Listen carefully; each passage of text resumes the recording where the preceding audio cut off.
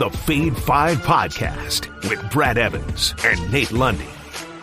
Place your bets, you jackwagons. Brad the Big Noise Evans here, joined by the good son, Nathaniel Lundy. 'Tis indeed the Fade 5 podcast presented by Suavecito Tequila. And I'm going to pick up about a dozen bottles. I'm about to head to Las Vegas, Nevada. Get ready for the opening rounds of the NCAA Tournament.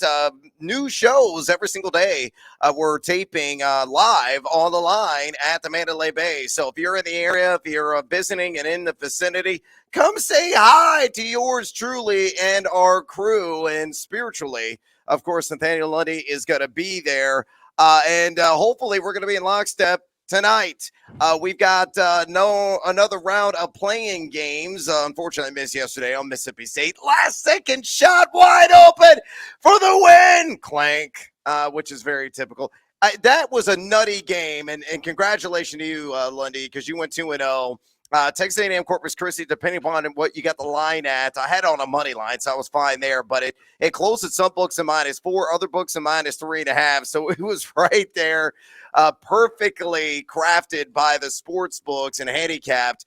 And then that Mississippi State game, they bludgeoned the Bulldogs, did the Panthers on the board by 20, but the downside of the Bulldogs all season long was putting ball through the basket, hoops 101, and they failed. So way to go, Lundy. Pittsburgh plus 105, baby. I took them on the money line at plus 105. I got the Islanders at a -3.5 with a little hat tip to Robert Earl Keane there at Corpus Christi Bay, 2-0, which means I am screwed tonight, my friend.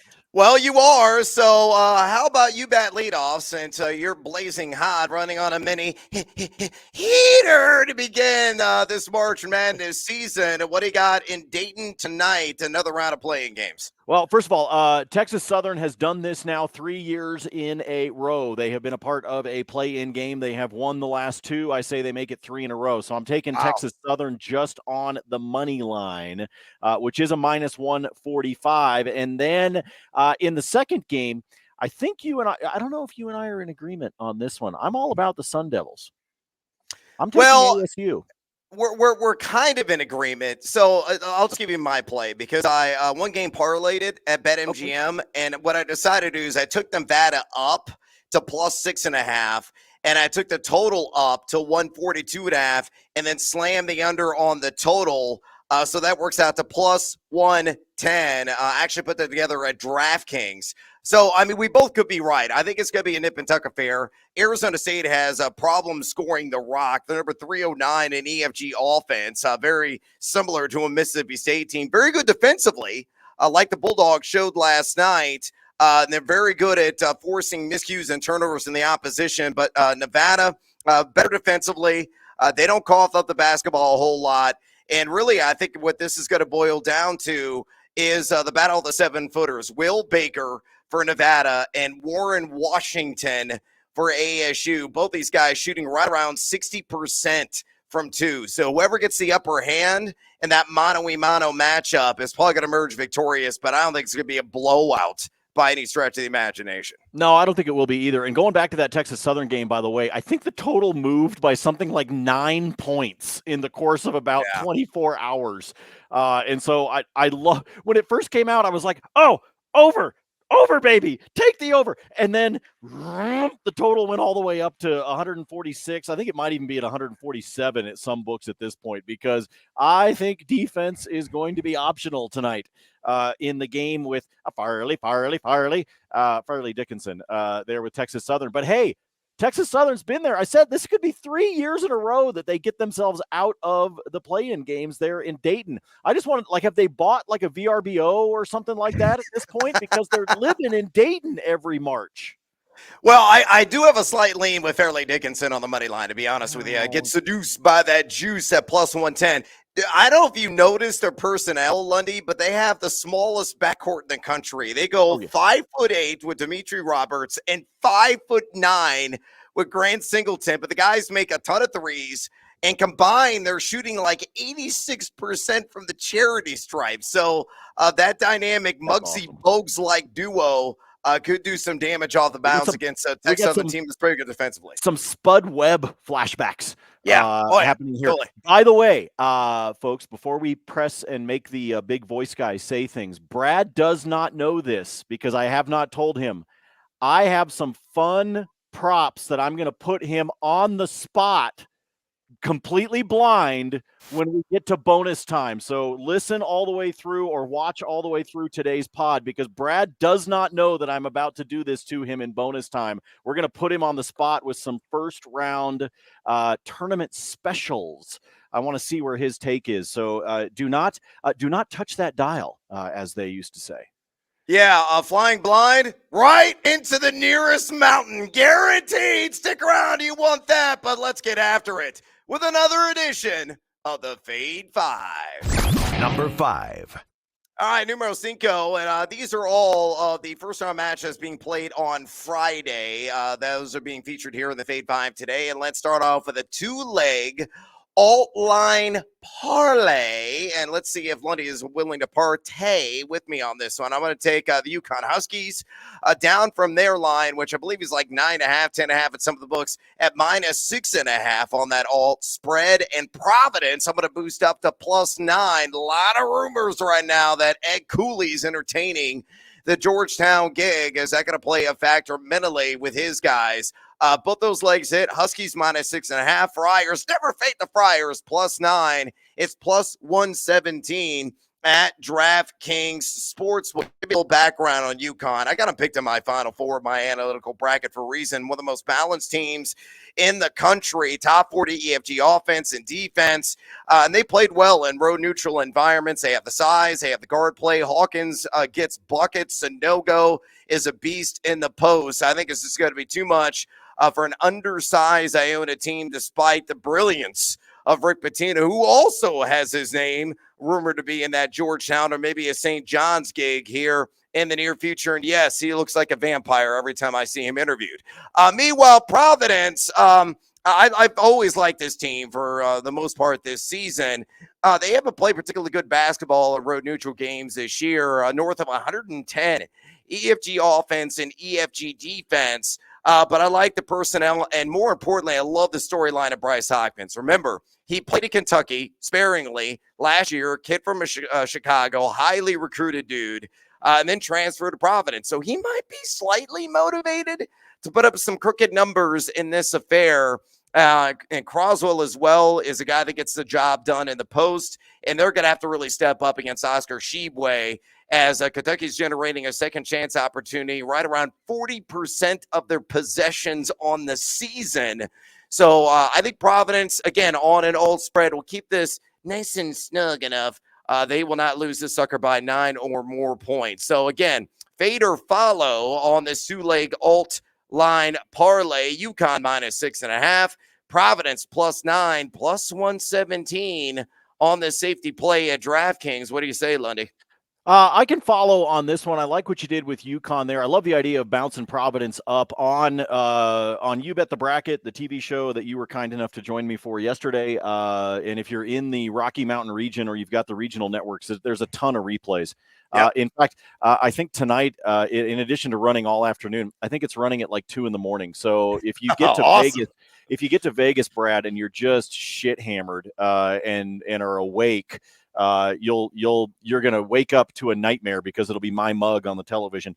So I like on the show I said that my play with UConn was to use it in a parlay because I just didn't like the spread as it sat against Iona. I didn't like it at the 8.5. I was like, just make UConn, like, take them on the money line and then make them a part of a parlay instead, because the money line was at a minus 450. So I like what you've done here in terms of bringing it down.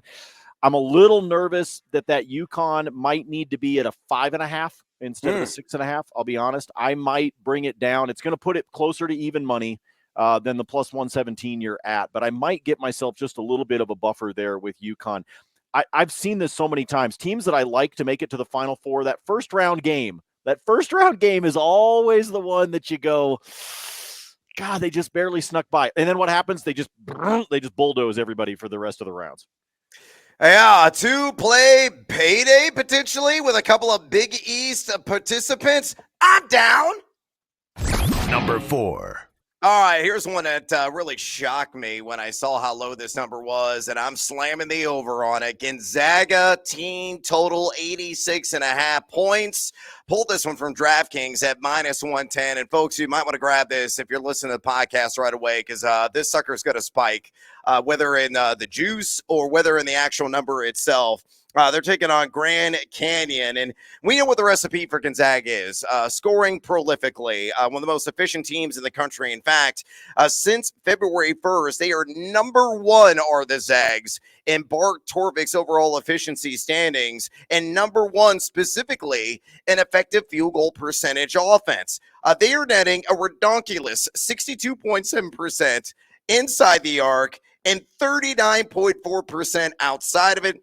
We know defense hasn't exactly, moved the meter for them this season. Number 191, those affairs against since February 1st in EFG defense, but they prefer a faster pace. Number 110 in the country in adjusted tempo, according to BartTorvik.com. Now, GCU, over the same date range since February 1st, number 9 in EFG offense and a respectable number 39 in EFG defense, giving up just 48.3% from 2 and 29.6% from 3. Prefer a little bit of a slower pace, number 234 in adjusted tempo during that stretch. But the Zags are going to rev the engine. They got oodles of talent at every single position. And honestly, for maybe the first time in like a decade, I think they're playing as kind of an underdog, under the radar. They're clearly heavy favorite in this game, but people are giving them the headlines that really talking them up because they've been so lackluster on the defensive side. But defense is very optional in this game. As a result, I think the Zags are hanging at least a 90 spot. So I'm taking the over 86.5 team total points against GCU, -110 at DraftKings. Fade or follow. Hold on, because I got distracted this morning unloading my bank account onto this bet. By the way, a quick update for you. It's actually moved to -105. The juice has gone the other direction this morning. Really? Yeah, that's weird. People are taking the under. I'm all Drew Timmy had the shits or something. Yeah, I don't know, like some bad Taco Bell. I don't know exactly what happened, but something weird is going on with this one. So I actually, when I was checking out what you were planning on talking about here on the Fade 5 today, I actually immediately went online and dropped a unit bet on this one. So I don't know what they're thinking. I'm with you. I think they drop a 90 spot.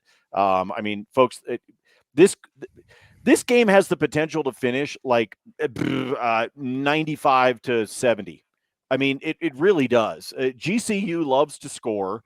Yep. They were our popular play because what did they do? 13 in a row at home where they over 70% of the time this season they hit the over.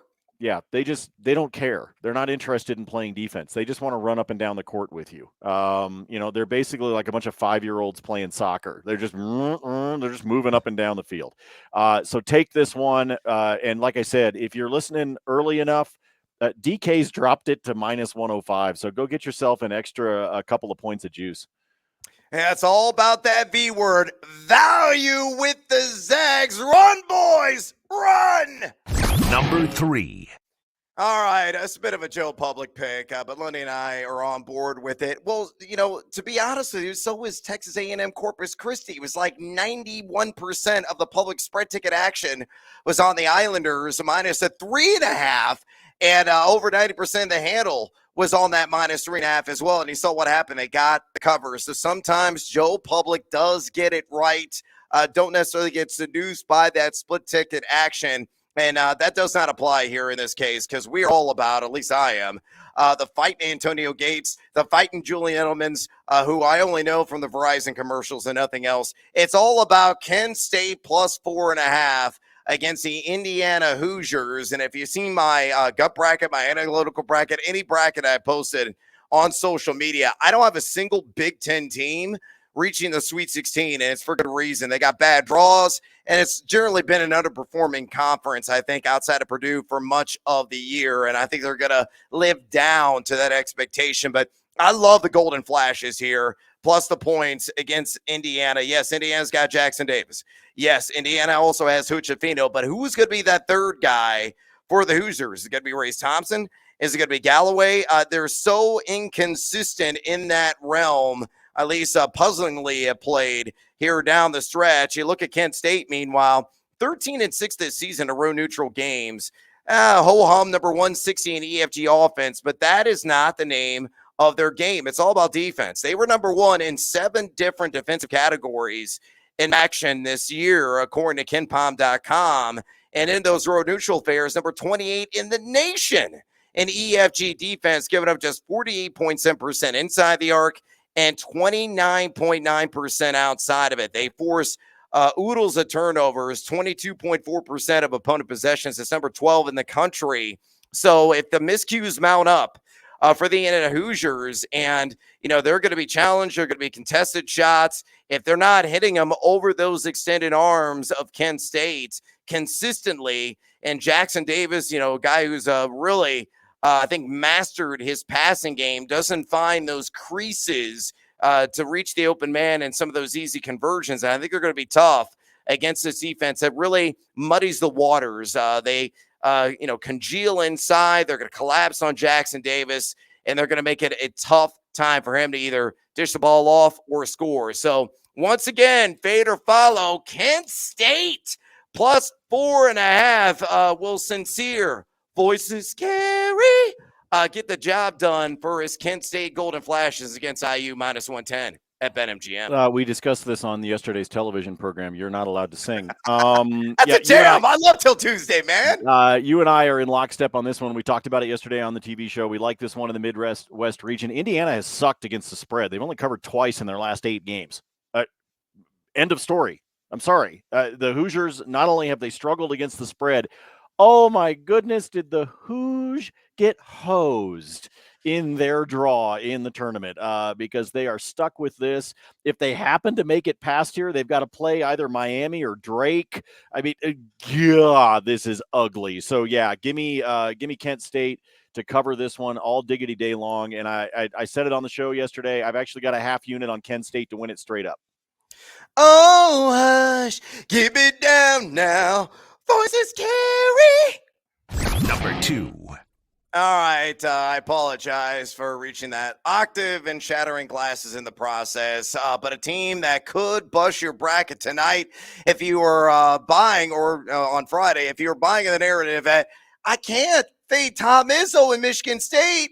They always rise to the occasion. In March, I say, no, they don't. And that is not going to happen on Friday. I'm going to go SGP, build in a little cushion. Maybe Sparty does party. They tap the cake and get the W. But I like the Trojans on an alt line at plus 5.5. And I'm going to play the total up to 146.5. And I am going to tuck under. So USC plus 5.5, under 146.5. That's plus 110 at DraftKings Sportsbook. And a look at SC, a team, they have disruptive length. And they are 7-8 in road neutral games this season. Offense, they're not blowing anybody away by any stretch of the imagination. Number 150 in those road neutral affairs, EFG offense, but number 5 in the nation in EFG defense, allowing just 42.4% from 2 and 32.9% from 3. They generate a lot of second chance opportunities over 31% of the time. You look at Michigan State. Out of Sissoko, outside of him, they really don't have a whole lot of size. Hauser gets his hands dirty at times and accumulates some of the rebounds. But generally speaking, they're just vanilla statistically. Number 160 in row neutral games in EFG offense. Number 153 in row neutral games in EFG defense. This is going to be a slow, grinded out affair. And again, with Drew Peterson, with Boogie Ellis, those hands high and that length of USC is going to cause nothing but headaches for Michigan State unless they're draining some outside shots. And they do really relish the mid-range game. But again, USC plus 5.5 on this SGP, and the under 146.5 plus 110 at DraftKings. Lundy, is the left coast the best coast? Fade or follow? I'm gonna follow, but your huevos are pickled at the moment. Always. I'm nearly 45. Of course they're pickled. I I'm getting the exact same odds because I just flat out took USC on the money line at plus 110. So I like the idea that you're backing this up with an SGP that pays out the same. Don't mind this play at all. 78% of the money is on Michigan State with the spread. The public doesn't want to fade Izzo. Fade Izzo. I don't believe in this team. I like SC, even though they've struggled in their last 10 games, only 4-6 against the spread. But I think this is a matchup that the Trojans will take advantage of. So fade Izzo. Quit buying the narrative. For Shizzo, my Izzo? Nah, bro. Nah. Number 1. Numero uno, Friday NCAA Tournament games, another public pick. And, again, sometimes Joe Public does get it right. So it's not an automatic fade. And that is certainly the case here. Give me VCU, ram it! With the former Fighting Shaka Smarts, plus 4.5. Take it on St. Mary's and those Gales, minus 110.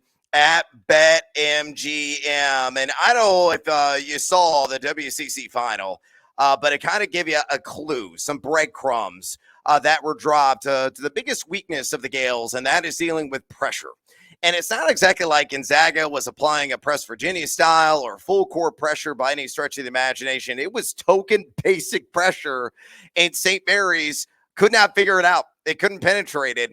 Even with Aiden Mahaney, outstanding freshman guard they have that's probably going to be collecting a fat check in the NBA down the road, and that is problematic against VCU. They're going to have to figure it out in a hurry because this is a team that lives and thrives and excels off creating chaos and pressure. That same, true chaos that Shaka Smart employed years ago is instilled and is still being employed by this team year in and year out. They force an opponent turnover 22.3% of the time. In row neutral games, they are 12-4 straight up. Number 47 at EFG defense. Not terrible offensively in those row neutrals. Number 73 in EFG offense, shooting over 50% from 2 and close to 36% from 3.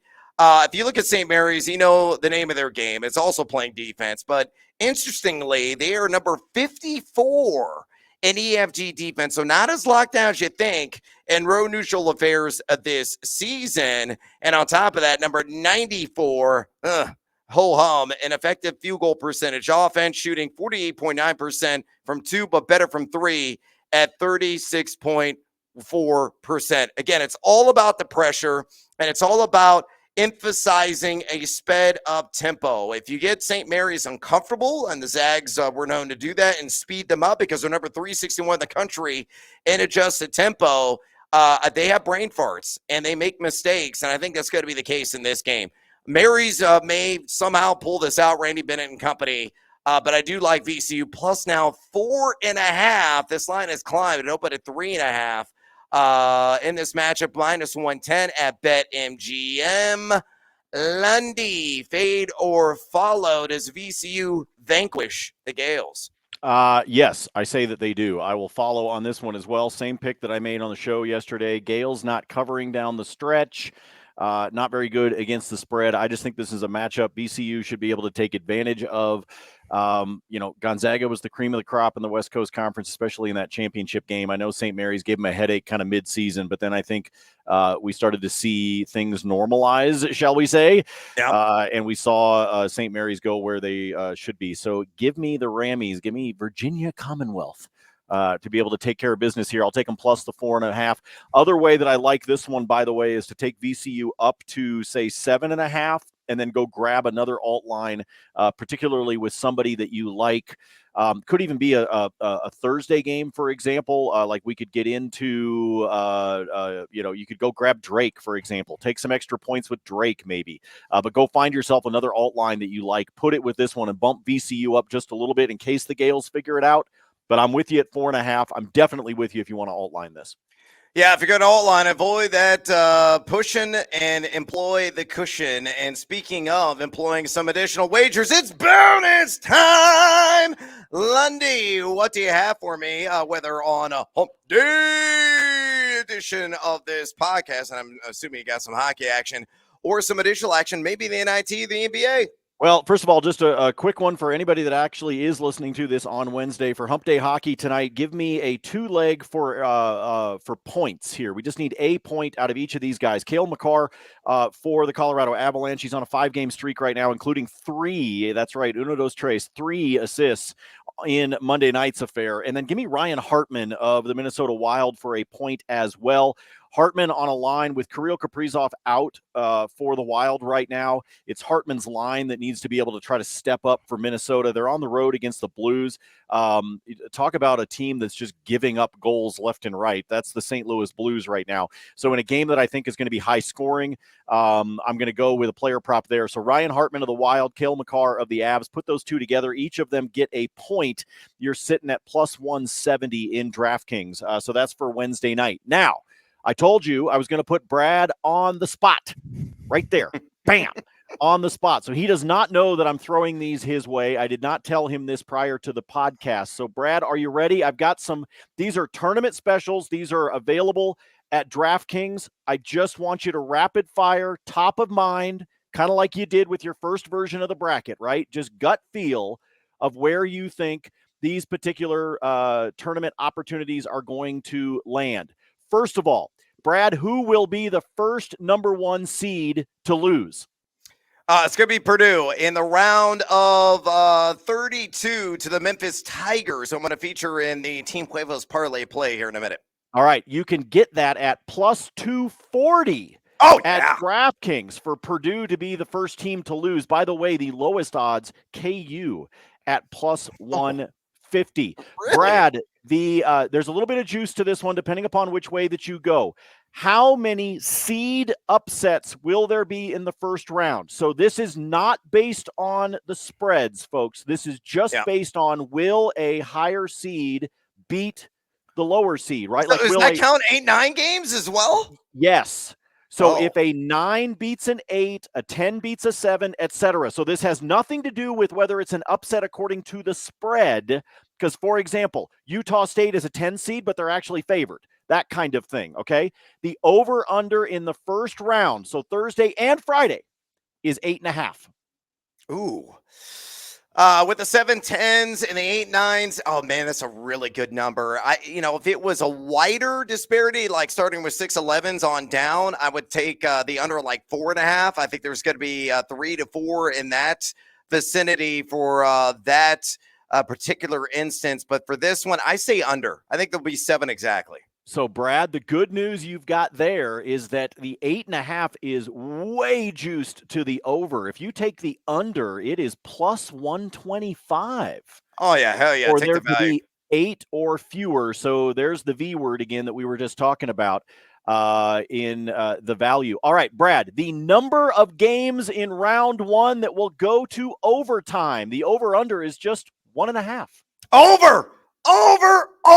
Absolutely. Given that parity is reigning supreme in college basketball, I think you're going to have a lot of nip and tuck affairs. And as a result, that enhances the chances of an extra session. So, yeah, take the over.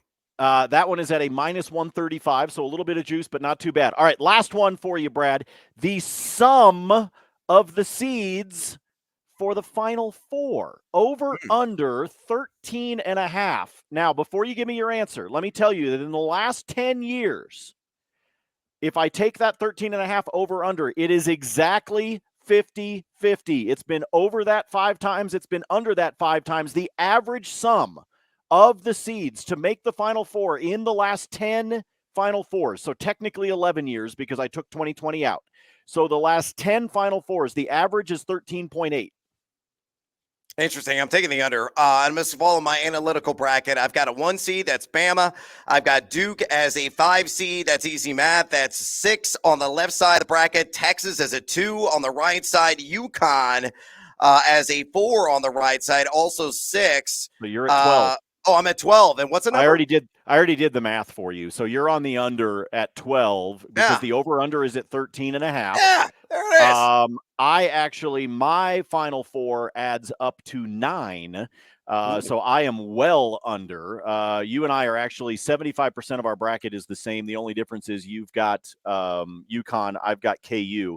And the under at 13.5 is a -135. All right. I wanted to put you on the spot with some of those folks. Those are tournament specials that are available at DraftKings. All you got to do, just look for the tournament special tag up there at the top of your app or on your computer if you're doing it. But there's some fun ones there. I love a lot of those, especially I love the over under 1.5 for games going to overtime. That's one of my favorites. So, all right, I yield the floor now. I'm done with bonus time. I just wanted to put you on the spot with some fun. What else you got for Friday?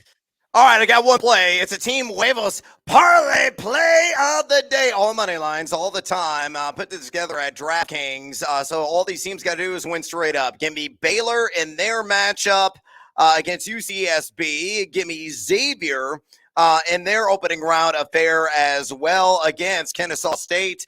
Marquette in a 2-15 against Vermont.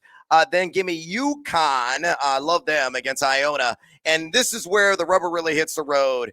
Will Memphis get the victory against Florida Atlantic? I said, hell yes. And again, I think they're going to win the next game against Purdue and make it and tasting sweetness for Penny Hardaway and company. So Baylor, money line, Xavier, money line, Marquette, money line, UConn, money line, Memphis, money line, a cool plus 237 at DraftKings Sportsbook. All right, we are out of time here on the Fade 5 podcast. If you enjoyed this program, drop us a rating and a review, would you kindly? It helps out our show immensely. Also, feed or follow us on the Twitter. Check out Lundy and all his spreadsheet picks throughout the entire NCAA tournament. He works in some hockey and maybe even get some NIT action as well. At Nate Lundy, mine at Noisy Huevos. For Nate Lundy, I'm Brad Evans. As always, feed or follow. That is up to you. See you in Vegas.